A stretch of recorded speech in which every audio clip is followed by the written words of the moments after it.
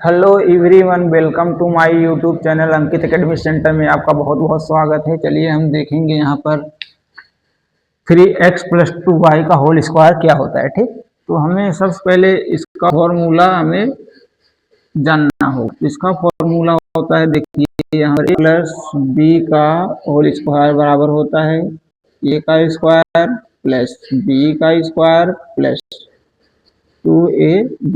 यही हमारा क्या है, फॉर्मूला है।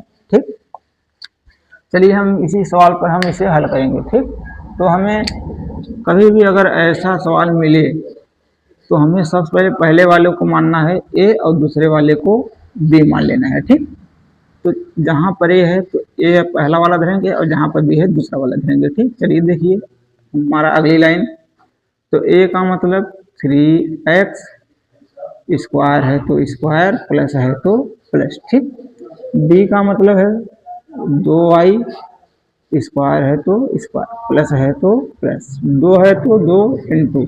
ए का मतलब 3x इंटू बी का मतलब 2y। चलिए देखेंगे 3 का स्क्वायर होता है 9, x का स्क्वायर प्लस 2 का स्क्वायर 4 और y का स्क्वायर होगा y स्क्वायर प्लस।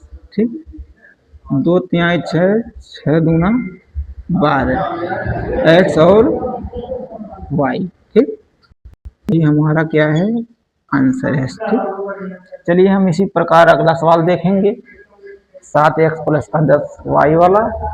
चलिए देखते हैं, तो यही फॉर्मूला फिर लगेगा, तो इसे मानेंगे हम ए और मानेंगे बी, फिर उसी फॉर्मूले पर रखिए। चलिए देखते हैं, ए का मतलब 7x का स्क्वायर प्लस y का मतलब 10 और बी का मतलब 10y का स्क्वायर प्लस 2 इंटू ए का मतलब 7x इंटू बी का मतलब होगा 10y। ठीक, चलिए अगली लाइन, 7 का स्क्वायर होता है 49 और x का स्क्वायर प्लस 10 का स्क्वायर होगा 100 और y का स्क्वायर प्लस 2 सत्ते 14, 14 दहा में 140 होता है x और y। ये हमारा आंसर है। ठीक, चलिए एक हम दे रहे हैं सवाल, उसका आंसर आप कमेंट बॉक्स में दीजिएगा। ठीक, चलिए यहाँ पर देते हैं हम एक सवाल आपको,